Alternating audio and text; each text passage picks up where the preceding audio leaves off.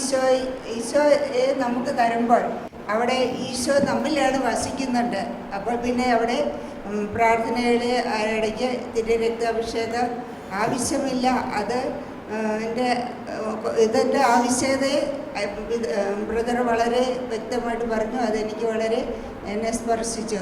അതുപോലെ പരിചയ മനോഭാവം. അപ്പോൾ ഞാനെന്ന ഭാവത്തിൽ അല്ലെങ്കിൽ മറ്റുള്ളവരൊക്കെ നല്ലതാണ്, ഞാൻ ഓക്കെ, മറ്റുള്ളവർ മോശം എന്നുള്ള ചിന്തയാണ് പരിചയ മനോഭാവത്തിൽ മുഴച്ചു നിൽക്കുന്ന ഒരു കാര്യം.